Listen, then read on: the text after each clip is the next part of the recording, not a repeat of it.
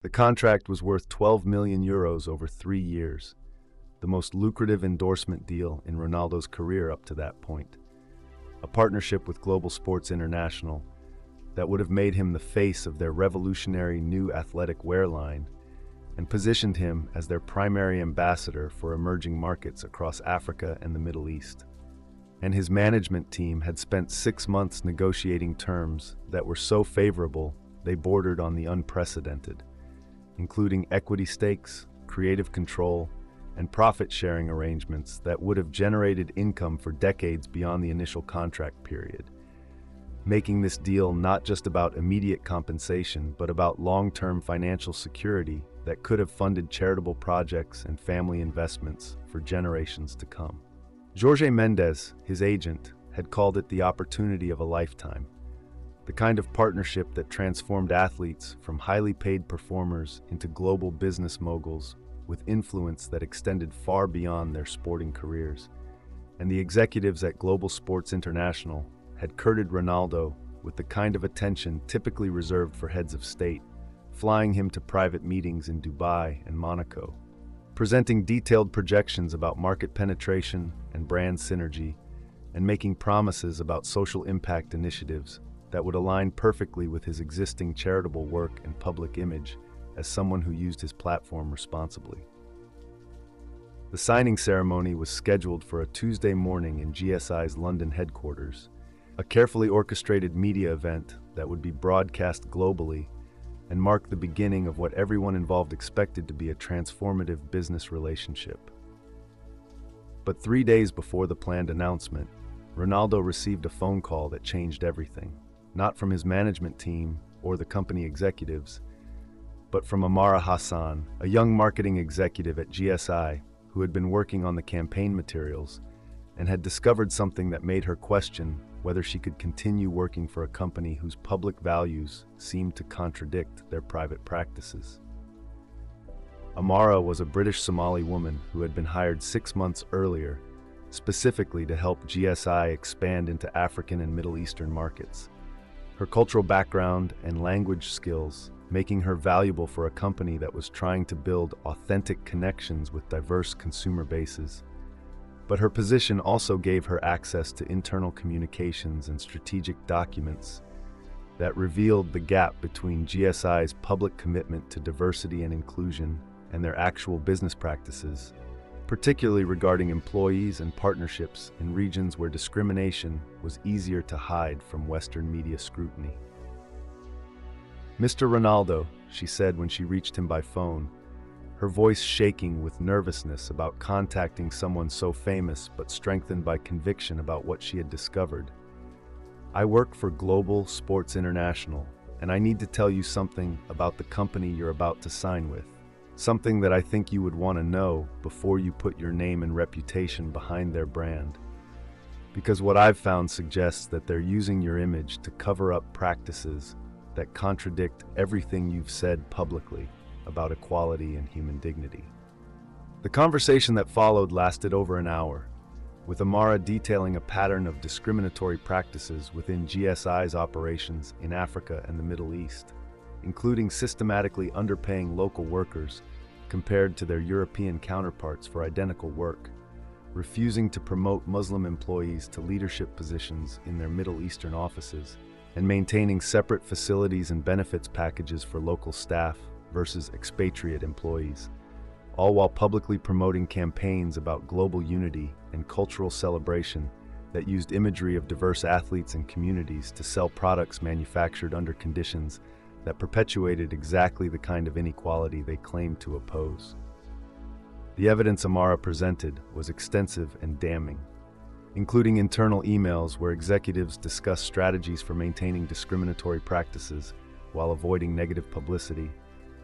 budget documents that showed deliberate disparities in compensation and working conditions based on employee nationality and religion, and strategic planning presentations that explicitly described using high-profile endorsers like Ronaldo to distract from labor practices that would be unacceptable in Europe or North America, but could be hidden in regions where media oversight was limited and local workers had fewer options for seeking alternative employment. They're planning to use your image specifically to expand into markets where they've been treating workers like second-class citizens. Amara explained, her voice growing stronger as she detailed the company's strategy. Your endorsement will give them credibility with consumers who trust you, who believe that you wouldn't partner with a company that doesn't share your values. And they're counting on that trust to cover up practices that would horrify people if they knew the truth about how GSI operates when they think nobody important is watching. Ronaldo listened in growing disbelief and anger, not just at the company's practices, but at his own team's failure to conduct the kind of thorough background investigation that should have been standard for any major partnership, especially one that involved his image being used in regions where his influence could either support or undermine efforts to promote equality and human dignity. And as Amara continued describing specific examples of discrimination and exploitation, he realized that signing this contract would make him complicit in exactly the kind of systemic inequality that he had spoken against throughout his career. The decision to walk away from 12 million euros was not one that Ronaldo made lightly, and the conversations with his management team that followed Amara's revelations were some of the most difficult of his professional life, with financial advisors and agents arguing that the money could fund charitable projects that would do more good than symbolic gestures about corporate practices that he had no power to change. But Ronaldo had learned early in his career that compromise on fundamental values led to more compromise, until eventually principles became negotiable and success became measured only in financial terms rather than moral consistency. I cannot put my face on products made by people who are paid less because of where they were born or what they believe, he told his stunned management team during an emergency meeting where everyone had expected to finalize details for the signing ceremony. I cannot tell children around the world to follow their dreams while partnering with a company that systematically denies opportunities to people based on their nationality or religion. And I cannot take money that comes from the exploitation of workers who trust me to represent their interests, rather than the companies that profit from their labor. The legal implications of withdrawing from the contract so close to the signing date were significant, with GSI threatening lawsuits for breach of preliminary agreements and demanding compensation for marketing expenses and preparation costs. But Ronaldo's legal team had carefully reviewed the contract language and found clauses that allowed him to withdraw if he discovered material information about the company's practices that had not been disclosed during negotiations. Though exercising these clauses would likely result in years of expensive litigation and negative publicity from a company with resources to wage sustained legal warfare. Jorge Mendes, who had been Ronaldo's agent for over a decade and had built his reputation on securing unprecedented deals for his clients, found himself in the unprecedented position of trying to talk his most valuable client out of walking away from the largest endorsement opportunity of his career. But when he saw the documentation that Amara had provided and understood the scope of GSI's discriminatory practices, even he had to admit that the financial benefits of the partnership would come at a moral cost that could damage Ronaldo's reputation and legacy far more than losing one endorsement deal, no matter how lucrative. The public announcement of Ronaldo's withdrawal from the GSI partnership came in the form of a carefully worded statement that avoided specific accusations, while making clear that the decision was based on fundamental disagreements about corporate values and business practices. But within hours of the announcement, Amara Hassan's detailed evidence began circulating through social media and investigative journalism networks, creating a public relations nightmare for GSI that ultimately proved far more costly than losing one endorsement deal, no matter how high profile. The international labor rights organizations that had been quietly documenting GSI's practices for months suddenly found their work amplified by mainstream media attention sparked by Ronaldo's withdrawal, and the company faced boycotts, shareholder lawsuits, and regulatory investigations in multiple countries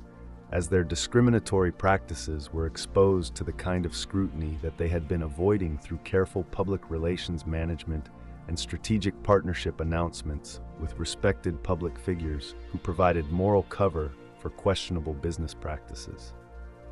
Amara Hassan, who had risked her career by speaking out against her employer's practices, found herself both unemployed and unemployable within GSI, but also celebrated by labor rights advocates who recognized her courage in exposing systematic discrimination. And when Ronaldo learned about her situation, he immediately offered her a position with his own management company.